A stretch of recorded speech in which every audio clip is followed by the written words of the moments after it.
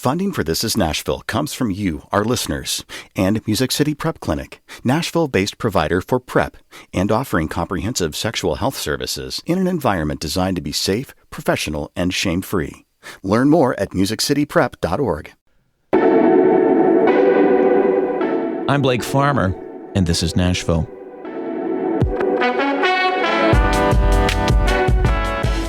When our guest today gets introduced on stage, at some point, he feels the need to cut them off. From his resume, it starts to sound like he either can't hold a job or he's always looking for the next thing. That's actually his joke, not mine. I stole it for this. But Stuart McWhorter has been Governor Bill Lee's right hand since he decided to run for office. Before government service, he was a second-generation entrepreneur who credits working with his late father for much of the success he has experienced. Stuart McWhorter, thank you for joining us on This Is Nashville. Thanks, Blake. It's good to be here. Yeah, well, let's start in the present. What does a day look like for you right now? Every day's different. I mean, it really is. Every week, every day. It just depends on what's driving our economy. I would say for me, this is, I think, the best job in state government. You get the opportunity to represent the state, the brand, to industry across the globe. Yeah. And, Tennessee, and I'm sure we'll talk more about this, but Tennessee is a place that a lot of companies are looking to do business, and many of those are already here and they're expanding, and that's, I think, a testament to why Tennessee is a great place to do business. And so, our department, at the end of the day, we're working with small businesses, entrepreneurs, all the way up to some of the largest global top, 50 brands in the world that are doing business in our state. So it's you just got to be ready when you wake up every morning for something and a surprise, I'm sure. Well, yeah. So you say it's a great job because, frankly, you get to announce big things. People are excited, more jobs. It's good for the economy is what it sounds like. But often it's also a big investment in state tax dollars. Are there sweaty hands moments where you're like, we're putting a lot on the line. I hope this company can do what they have told everyone they're going to do. Right. No, that's a great question. I think that we have some great processes in place to vet out those types of taxpayer dollar grants that we put forth. And we have, a mechanism in place that I think works really well, which is called an accountability agreement, that all companies where we provide fast-track grant dollars based on net new jobs that they produce over some period of time that's agreed upon, the company will sign a legal document, a binding document that says that if they don't achieve that net new job growth that they're telling us, that they're going to hit, we have the ability to claw back a portion of those grant dollars, in some cases all of it. Well, has that happened in your tenure? Oh yeah, it does. And it's not a fun conversation, but it's an agreement that is signed and understood on the front end, and things happen, the economy, business, all kinds of reasons for it. But ultimately, these are taxpayer dollars. Yeah. And our job is to make sure that we're good stewards of those. And these accountability agreements allow us to claim those dollars if the companies aren't hitting their milestones. And I think it's not a tall hill to climb for these companies. I mean, they're very reasonable, but there's an expectation that we have both ways. Yeah. And is it renegotiated? I mean, I'm thinking about Ford's Blue Oval, which is much slower than we thought it would be. Has there had to be a renegotiation of that clawback agreement? So we try our best not to deviate from what was signed. I see. We have the ability to, like during COVID, that's a good example of the economy that basically shut down for a couple of years, and we had companies that were midway through their accountability agreement timeline, and we gave them a 1-year extension to try to accommodate for that lag that was occurring in our economy. But for the most part, no, we are. It has to be a very unique situation. If we were to, quote unquote, renegotiate, we might amend something to try to accommodate a situation, but it has to be very unique. Let me talk to you about your journey. I mean, so you're a government official, and this week you officially become deputy governor, but you've moved around, finance commissioner, director of economic development, head of Tennessee's COVID Unified Command. You left, took a role at your alma mater, Clemson University, came back. What brought you back to state government? Well, I guess it was just a combination of a hard sell to me from Bobby Roth, who was my predecessor. He was the commissioner of economic development, somebody I've known for a long time. He called up one day and said, "Hey, Stuart, I'm going to go back to the private sector, and you need to come back to this. You need to do this." He said, "This is meant for you." And ironically, when the governor was elected in 2018 and we were going in 2019, this is what I thought I was going to do. Yeah. Because the governor, I've known Bill Lee for 20 years and was part of his campaign I was his finance chair for the campaign. And when he won the primary, he and I had a conversation, and he just said, if you can, I'd love for you to come join me and be a part of this. And I thought I was where the conversation would go was to be the commissioner of economic development. And he said, he goes, "I actually think you need to be the commissioner of finance and administration." Which is kind of you're over all the state budget, over the budget, right? Correct. Well, when he said that to me, I had no idea what he was talking about. You're not like an accountant. No, and I didn't even know what it was. It's F&A. Yeah. I was like, what? I don't even know what that is. And so after we talked through it, the purpose of that was, I need you by me. I've got other things to try to figure out. I need somebody that I trust and know that's going to be over the budget. So anyway, did that. And then I leave and get the call from Bobby. And then, of course, the governor calls and says, I want you to come back. And I said, do you want me back or do you need me back? He said, I need you back. And this is just perfect for you. So that was just over 3 years ago. And, like I said at the beginning, I mean, this is it's the best job in state government. We are always welcomed in our communities across all 95 counties, because when I'm showing up, I'm typically announcing jobs. Yeah. And whereas the budget guy's kind of the bad guy a lot of times. Sometimes, yeah. But I will say this, being over the budget, starting there and learning the complexity of a state budget has really given me, a lot of insights to how things work, and helps me even what I'm doing today. Well, we're going to back up in a bit and talk about your experience in venture capital, but I think, obviously Bill Lee had not held political office either, had helped run their family company, Lee Company. I think a lot of people in the business world look from afar anyway at government and ask, why can't it run more like a business? I'm wondering, now that you've been on the inside, seen a lot of parts of Tennessee state government, what's your answer to them? Well, state government or any government is layered with bureaucracy. I mean, that's just the nature of the beast. I would say that Bill Lee has brought in a discipline to management, the day-to-day management of what is now, $55, $60 billion state budget, somewhere in there.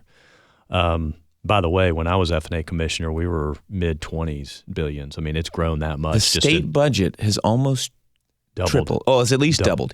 Yeah. I mean, and a lot of that's driven by, that's both state and federal dollars that come in. So, but it's grown, and it grew significantly during COVID because of a lot of the federal aid that came in. But I mean, he's brought a discipline to the departments.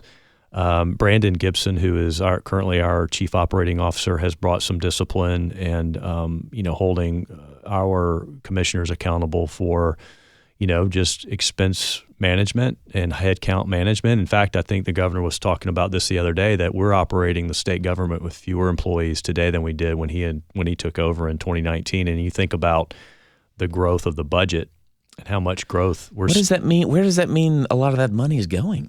Well, it's not to people. It's programming. It's not overhead. I didn't know if you were saying it's like, because contractors are doing a lot of the work or something like that instead of state employees. Well, there is that too, and I think that's, to me, my personal opinion is some of that's inefficient. But the contracting out, because you're paying 1.5 to 2 times per person on a contract versus just hiring the person. But we have a legislature that is very conservative, and they want us to run efficiently from that perspective.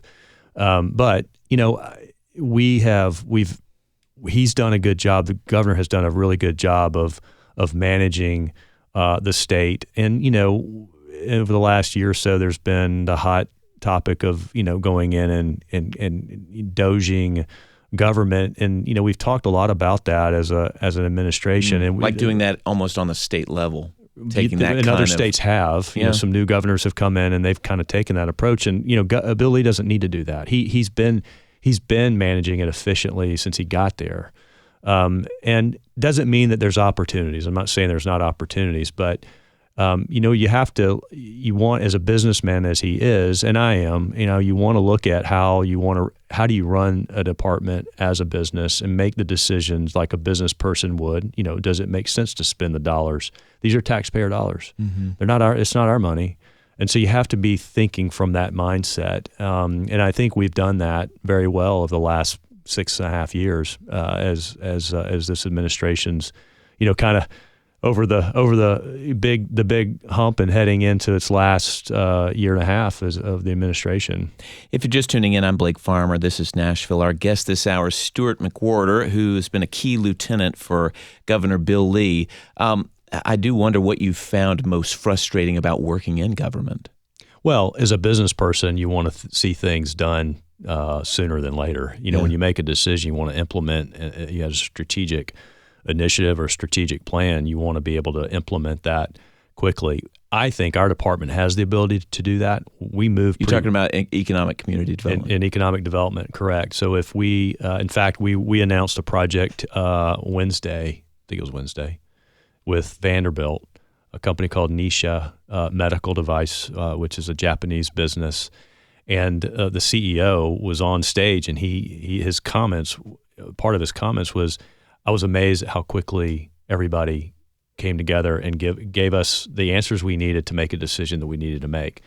And so that, on one hand, is really good, but what frustrates me is if we need to get a contract for a particular service and we have to go through all the layers of approval in state government, it could take months, and sometimes even, unfortunately, years to do. Is there any appreciation, though, of like, well, there's a reason you can't just have the commissioner gets to say, hey, we're going to head over here and do this, head over there and do that? I get it. No, I do. And I know the reason for the accountability of doing and going through the layers is because you want to make sure everybody's doing it as they should be, and no bad actors. And so I get it. I do. And these aren't, again, I go back to, at the end of the day, we're here to serve 7 million people in our state, and these are taxpayer dollars, and that's our responsibility first and foremost. So you want to do everything by the book, by the policy, by the law, but there's just still, as a state government has grown and somebody else decides to put another process in place, then it's just another process that goes in. So that's just, for me, as a small business person,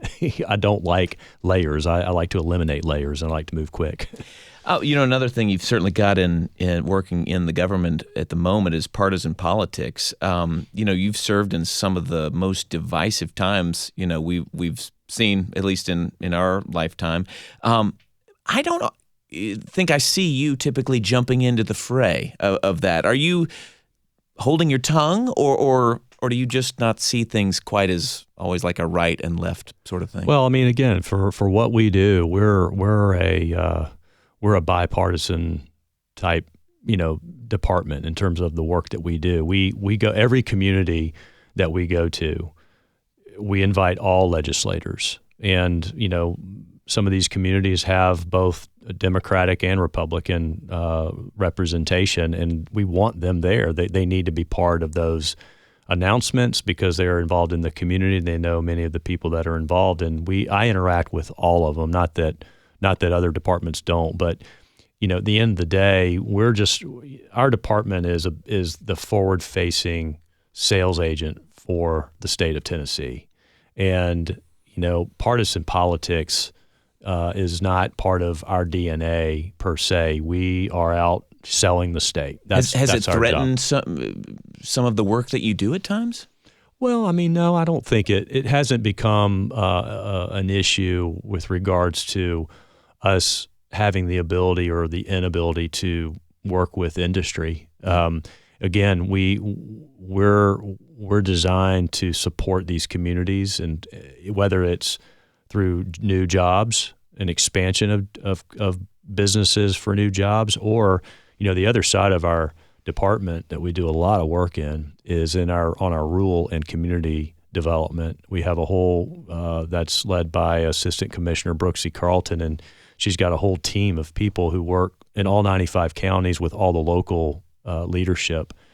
And it's just, at the end of the day, it's about listening to your local communities, listening to your leaders, finding out what makes the most sense for those communities, not us prescribing that to them at all. We don't know. We're over in downtown Nashville, and we don't know what sometimes these communities need. So it's a very collaborative approach to our work, and we have to have views and opinions from everybody because that's what matters in these communities the most. And if we're not doing that, we're not doing our job. We need to take our first break. Stuart McWhorter becomes Tennessee's deputy governor this week. He'll be with us for the full hour. When we come back, we'll talk a little bit more about politics, but also step into the business world. So stay with us. This is Nashville.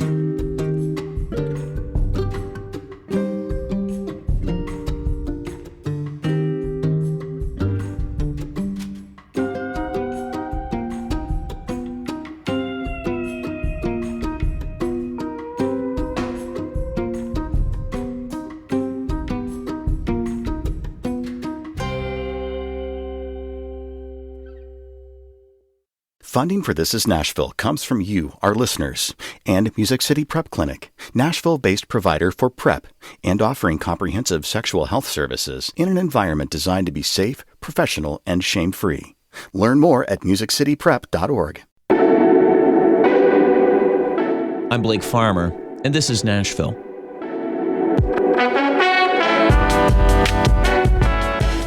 Our guest this hour is Stuart McWhorter. And you can't talk to Stuart McWhorter long without also ended up talking about his father, Clayton McWhorter. He's among the crew that helped pioneer the hospital chain business, turning HCA into one of the largest hospital chains that there is. And along the way, making himself into one of the wealthiest businessmen in the state, who then turned much of his time and energy toward philanthropy. We left off talking a little bit about partisan politics, and I had to basically remind myself that your father really operated kind of in the Democratic partisan world, though he did famously endorse Republican Lamar Alexander, I think, when he was running in 2008. Yeah, did you and your father disagree on politics? Actually, I have to say, Dad was one of the greatest mentors of my life. He was somebody who just not many father-son businesses do very well, and we were able to do really well because there was a lot of respect for each other and our opinions. Ironically, we didn't really have a lot of differing opinions. He and I thought alike in a lot of ways, from a business perspective as well. I mean, he was a big believer in people first, not the business, not the plan. It was really about the person and their ability to, execute a business plan or have success or communicate or, whatever seemed to be the priority. And I got that. I got to be around him to see him do that in a way that brought, not only, joy to him, but success as well. I'd say this, when he was actively involved in politics, I would say that, politics back then were very different. Well, Democrats were in charge too. Yeah. And, I remember when I was campaigning with Governor Lee, particularly in West Tennessee, I'd have a lot of individuals come up who knew my dad. Yep. And, and Dad was really good friends with Ned McWhorter. It was kind of funny because everybody thought we were related. Son of the governor. Yeah. And we're not, because we spell our names a little different anyway, Yep. But most people don't know that. I actually got the question today in East Tennessee. They're like, are you related to Ned? I was like, no. But when I was out in, particularly again, West Tennessee, and talking to these community leaders who knew my dad, they're like, I was a Democrat too. I'm not anymore. Well, is it just sort of show what's changed? It's like the people and even how they feel about what the government should be, what it does hasn't changed. It's just who's in power has changed, and so you sort of go along with it. What's your read? Tennessee politics has become, I would say more conservative, but even the people that I was referencing earlier, pretty moderate business people, or that I would say are what my dad used to call blue dog Democrats. Right. There aren't many. Yeah, and I think now. they're all Republicans. Yeah, because frankly, it's probably easier to navigate the business world or wherever if you are, right? Right. So, that's just more observation from my side, not necessarily opinion. But Dad passed away in 2016, and if he was sitting right here today, he would probably be a Republican. I mean, really? I just his views wouldn't have changed, but the party politics and views have changed nationally and to some degree even in our state. Did you have to make an active decision? Like, I think I'm probably over here with the Republicans. Oh, I always felt that way. I've supported Democrats. Yeah. Anybody can look it up. And that's Phil Bredesen, for instance. I mean, I think he was a fantastic governor. Yeah. And, I don't have a problem saying that I've done that. I've given to others, from a financial perspective. But again, as politics has changed over, particularly since I've been involved, it's just a little bit different, and it feels like it's just getting even further apart. Well, even the idea that you would, it's almost like a disclosure. Like, now I have supported a Democrat before, and this is news that takes people aback. It seems like there was a time that wasn't unusual. No, and it wasn't. And there was a time when you could cross aisles and shake hands and get some agreement and get stuff done. And it's just speaking sort of broadly, it's almost like that's not something that happens. And that's the part of politics that, for me, I hope that we can find our way back to finding ways to work together and compromising on certain things. But ultimately, for me and where I am right now and the role that I play in state government, these are the kinds of things that just don't impact what we do every day. Your father was often encouraged to run for office. He actually he was a candidate for governor. He did run for governor. Yeah, but he did it for several months and then to conclude that he needed to go back to his business. But I imagine that you get some of the same whispers in your ear that he got. What stops you from throwing your hat in the ring? Well, at the end of the day, I really like what I do. Yeah. It's not I'd have to go hard one direction.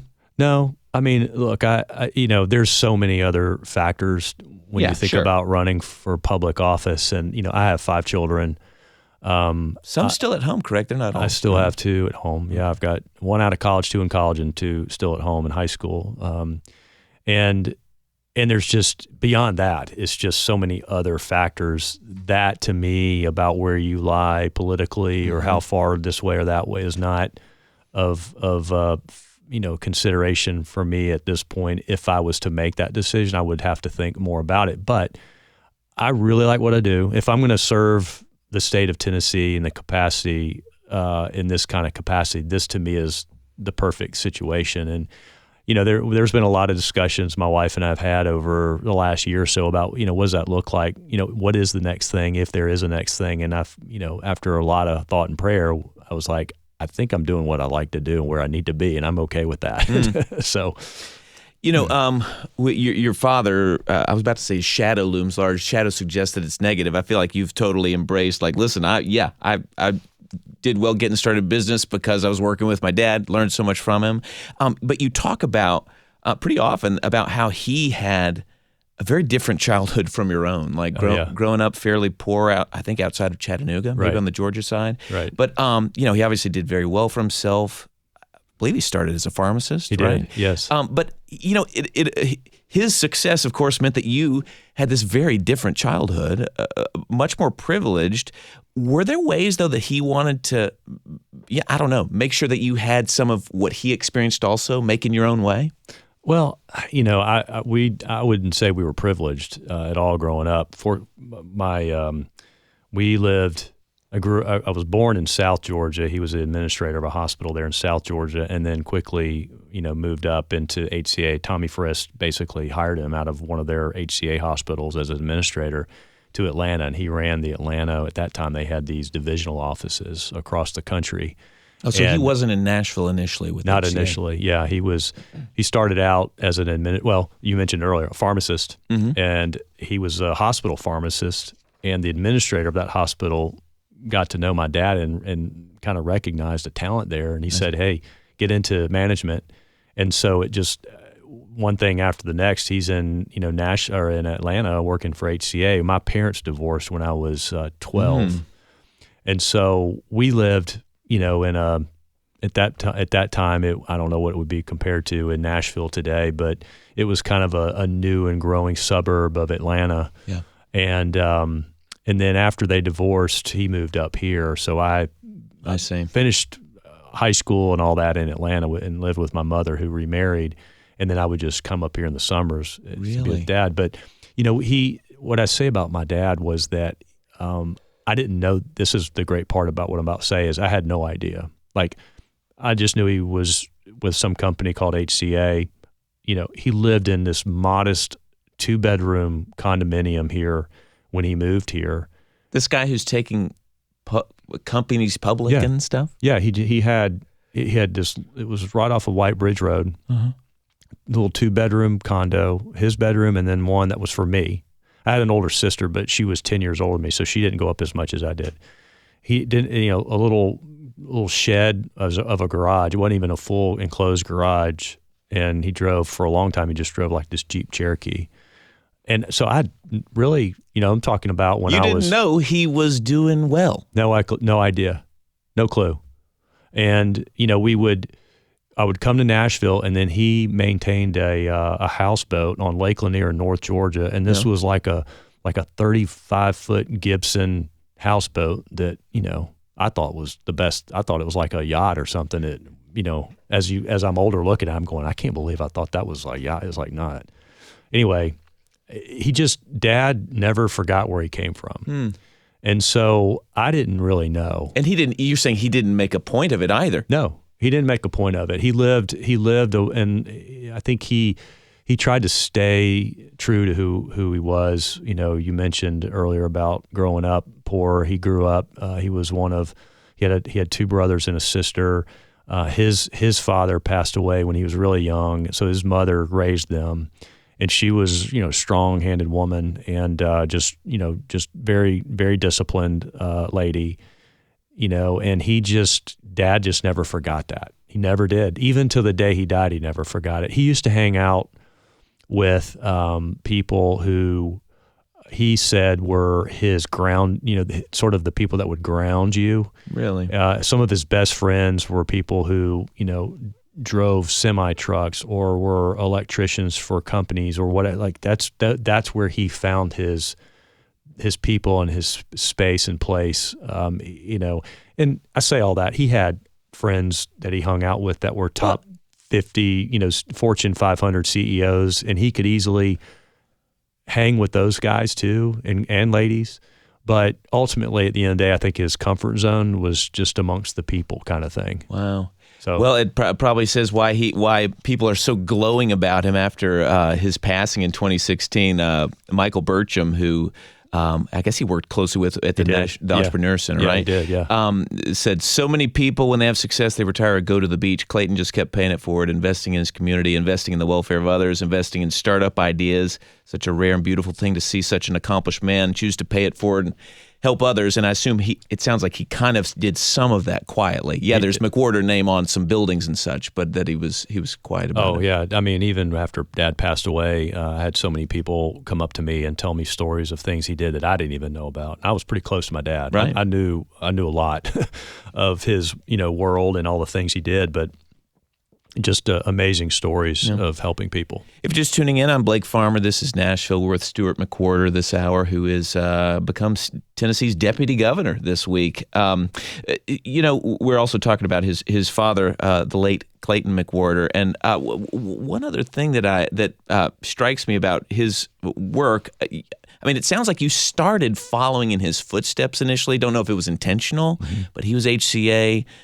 So I think you went to Clemson, then you go and get a master's in hospital administration. I assume you started working in a hospital, but were you not cut out for it? Didn't like it? What was the deal? Yeah, I did. I mean, so again, going back to growing up and being with Dad, coming up here, when I would visit him in Nashville, I would spend most of my days, this was before I had a driver's license, I'd spend most of my days at HCA's You'd go with him to the office? Oh, yeah. And I'd go up, back then they had this this is at One Park Plaza where they... Next to Centennial Park. Right by Centennial Park on the top floor. I think it was considered the 5th floor. They had a track and a little gym. And I would go in there all the time and I didn't know what I was doing. But that's where I'd play. It was like my playground. Like the workout equipment. Exactly. No one was working out up there. It was just me. But and then later they built these racquetball courts in the basement. And that's where their new museum. Oh, yes. I haven't seen that yet, yeah. But I know they have a museum because of their, let's see, what anniversary is it? 60th maybe? 60, yes. That's right. So that was the place I do. I say all that to say I was around it all the time, and he loved what he did. Dad loved his work. And I just remember if Dad likes that, then I guess that's what I'm going to do because he loves his work. He loves his job. He's always happy. And so after Clemson, I went to UAB, got my master's in hospital administration, and my first job was at Brookwood Medical Center in Birmingham. And I was in it for about 3 or 4 years. And about midway through, I was like, I don't know about this. This is not cut out for me. I mean, it's a tough job. I mean, many people you're working with. Yeah, I mean, if it wasn't for the people, it'd be great, right?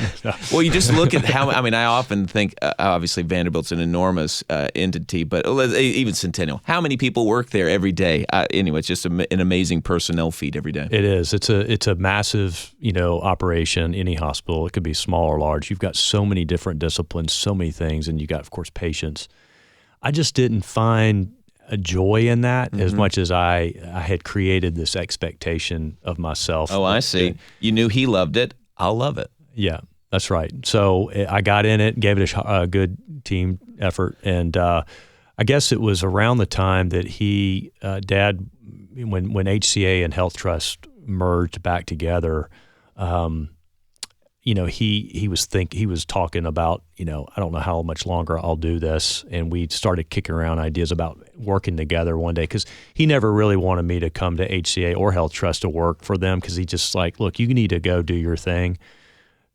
Give it a shot somewhere else. Don't let me, I don't want to be in the way of that and have all the, nepotism or anything or any favoritisms, none of that. You go figure it out. So the company I worked for was not they were a competitor actually to Health Trust into HCA. But I decided I had an opportunity in Birmingham to take another position with the hospital. It was a promotion.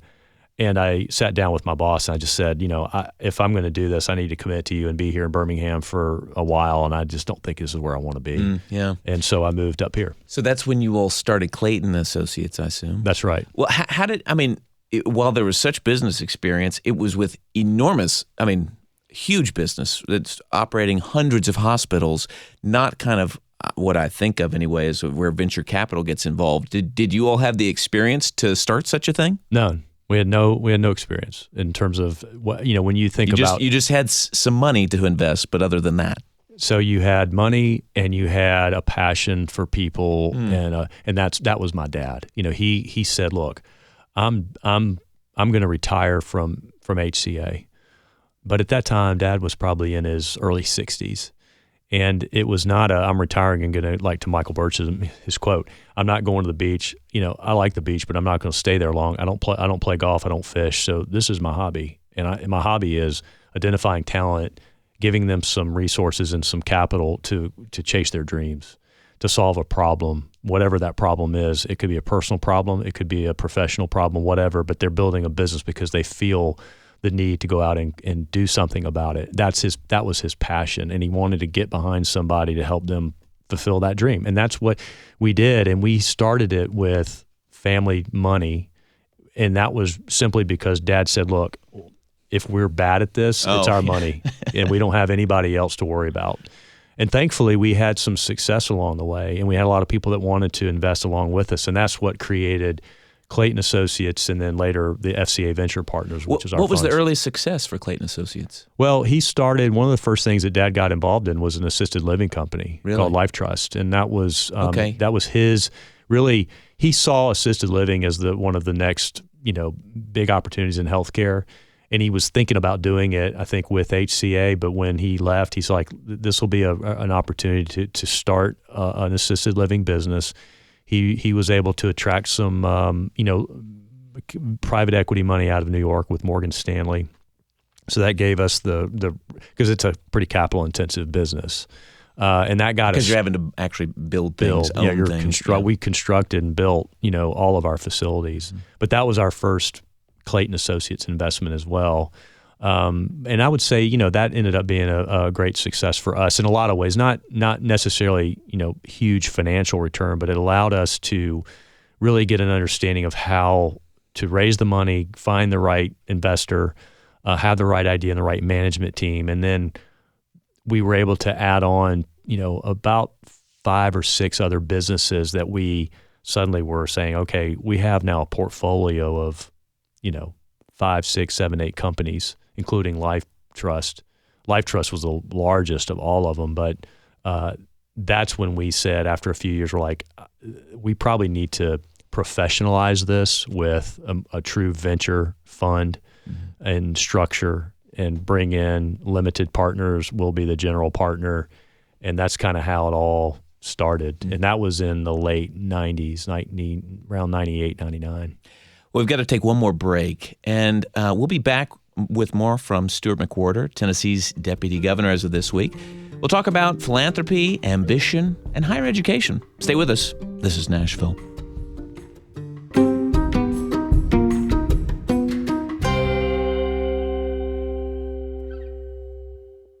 Funding for This is Nashville comes from you, our listeners, and Music City Prep Clinic, Nashville-based provider for PrEP and offering comprehensive sexual health services in an environment designed to be safe, professional, and shame-free. Learn more at musiccityprep.org. I'm Blake Farmer, and this is Nashville.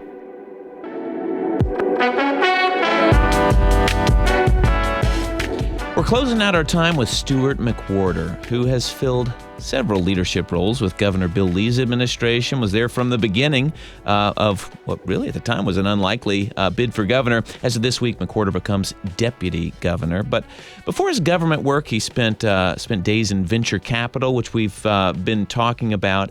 I want to skip forward, though. I ran across this commencement speech that you gave at UT Martin, I think it's 2019, mm-hmm. But you talked about things you'd expected that a commencement speaker would talk about: success, financial success, but you really talked about the real prize being happiness and contentment. Mm-hmm. I wonder, because you've seen a lot, have you seen financial success and contentment be in conflict?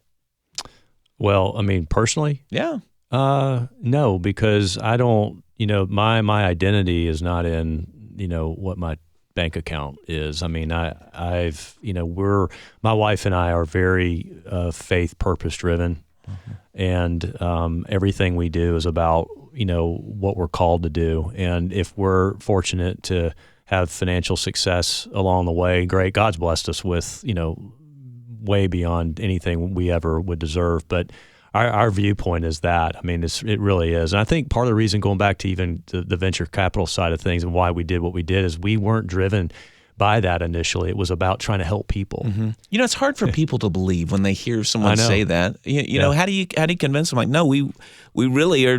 I mean, you can introduce them to you all and say, hey, look, we care about people, okay? But right. Yeah, how do you convince people that you mean it?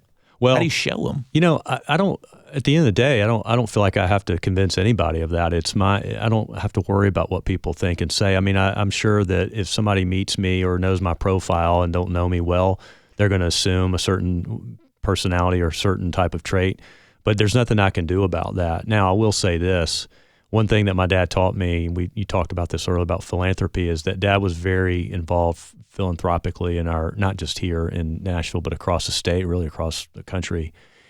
He ended up giving away more than half of his net worth. Really? And not many people knew that, and he didn't care that people knew. It didn't matter. I've never read that. Is it? It's probably not published. Yeah.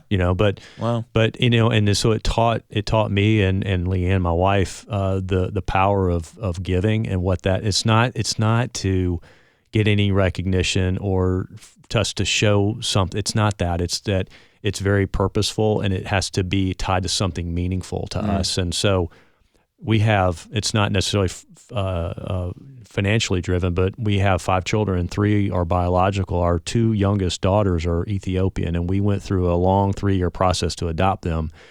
And that's just a function of us knowing that we're going to change the lives of 2 individuals who, by the way, have changed our lives. And so, that's just where we're wired. I know it's a lot of people, I can say this, people may not really understand it. I even get the question now about what I'm doing. It's like, you could be doing anything right now and either or not working at all. There's so many things you can do. Why are you doing this? I was like, because I love what I do. I love serving. I love seeing people's lives change. And that's the other part about what we do, which is great. You can almost see an immediate impact in a community. Economic development. Yeah.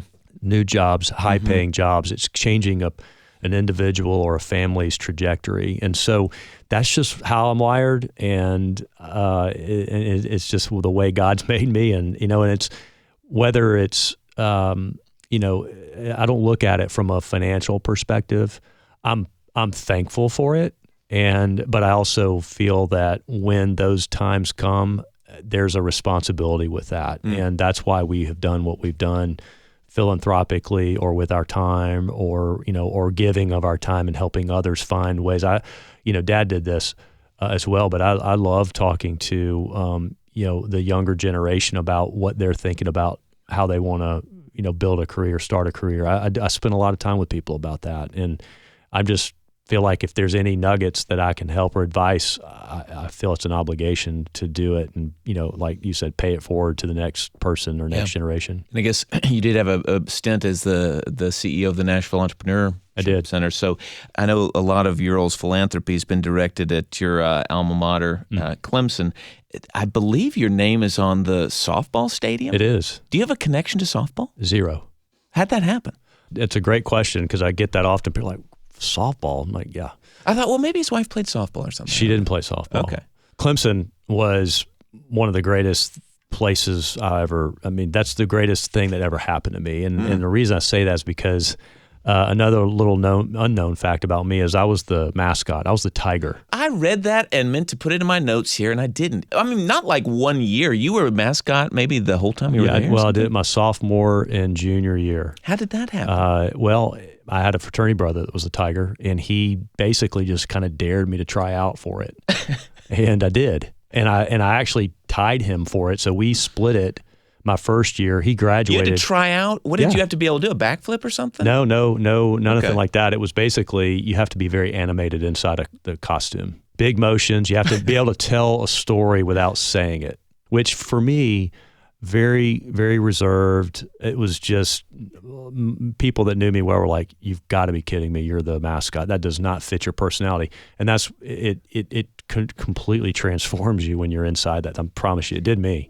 But it taught you how to be responsible, how to be on time, how to be, we were, in a lot of ways like what I'm doing now, we're representing a brand. As a mascot, you represent a university brand. So I just love Clemson. I love it because it gave me so much. I'm like, I owe everything to that place.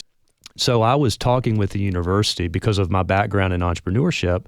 They had been going down a path of creating an entrepreneur center, and they'd been talking to us about providing a gift, to get that off the ground. And I was like, yeah, that's perfect. I love that. It's what I know it. I get it. The Entrepreneurship Center. Entrepreneurship Center. I ran the Nashville. I get it. That's right down my lane. Well, it just never got off the ground. And I would check in. Hey, what's going on? Well, go through all the reasons why. So one day, the person that I work with closely at Clemson we were just catching up, and she said, yeah, we got the new softball program. I'm like, yeah, that's great. Congratulations, another sport on campus. And she said, yeah, they're building the stadium. It's beautiful. You should come by sometime. It's under construction, but you ought to see it. I was like, that's great. And I said, who's doing that? And she goes, nobody. And I was like, what do you mean nobody? Like, I thought to get construction started, I thought you had to have a sponsor, a lead gift. And she said, in this case, no.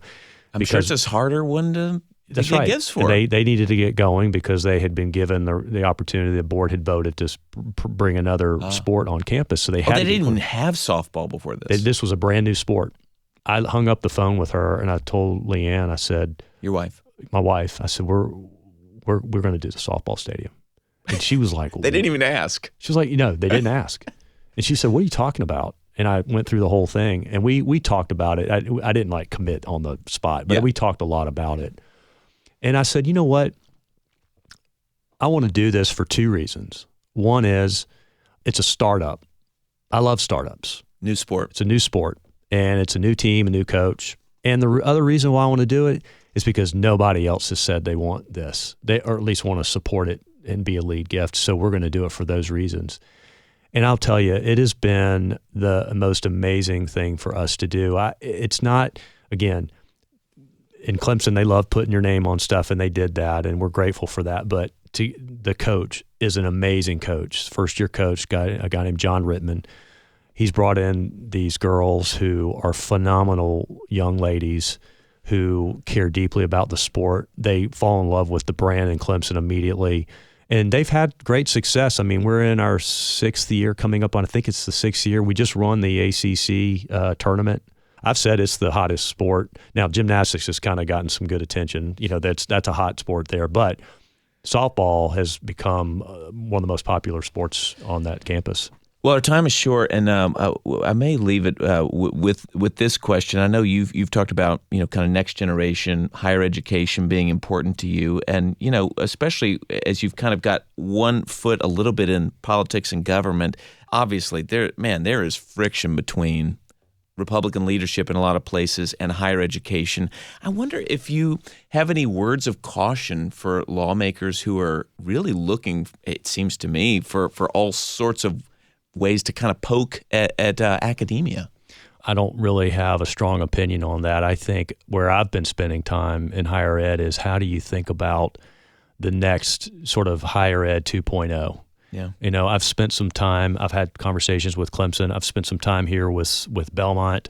Belmont's got some really interesting things going on. And where I'm going with that is what are ways in which you get students to get access to more opportunity in the workplace? How can you bring industry closer into higher education to give the students direct experience instead of in the classroom? The classroom is the workplace. There are so much in my mind, I think there's so much opportunity there that's not being done in higher ed. And as you think about what's happening in the Southeast, I mean, all the SEC schools, Clemson included, are seeing an enormous amount of demand. Applications are just going out the roof. It's so hard to get in. I'm trying, my head is like, how do you transition where you can give these high school kids more opportunity where it's not, you can't get into UT. Well, here's other ways in which you can connect and still get a great education and probably earning a check faster and not spending so much money in tuition. What is that? And we spend so much time as a state thinking about that. The governor says this often: the states that are going to win are the states that have a workforce and a ready, skilled workforce. So we talk. I have a personal interest in it. I'm always thinking about it. Where that goes, back to your question, and the friction that's out there. Look, at the end of the day, I think college. First of all, college isn't for everybody. I think there's so much opportunity for this next generation in high school in particular to go make a great living, going to a technical school or going straight out of high school into a job. There's so much opportunity.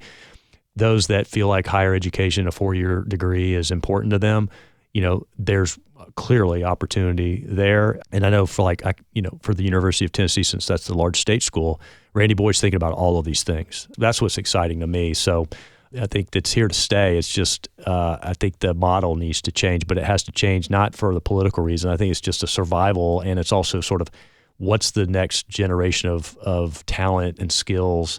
What is that? And with AI coming on, obviously that's changing so many different trades and professions. So how do you figure out how to navigate that from a higher ed perspective is going to be the question that all of the university leaders will be asking. All right. Well, we'll just let that question hang and see ourselves out of the studio here. Stuart McWhorter, whose latest role is that of Deputy Governor of Tennessee. Thank you for making time for this. I appreciate it. It was fun. Thank you. Thanks for tuning in this hour. This is Nashville is a production of Nashville Public Radio. We do these profile interviews each Monday. Listen back to Fred Bailey from last week, who grew up in Sumner County, not letting a disability or poverty be an excuse. Or Joy Flores the week before from the Nashville Rescue Mission, who developed a no-nonsense approach to homelessness after 20 years on Skid Row. Listen where you get podcasts or just ask a smart speaker to play the latest episode. Our board operator behind the glass there, Liv Lombardi. Tasha A.F. Limley is our managing editor. The masterminds behind our theme music are LaRange and Namir Blade. The conversation doesn't have to end here. You can comment, tell us what you want to hear on the show by leaving us a message at 615-751-2500 or find us on the socials. This is Nashville. I'm Blake Farmer. Go in peace.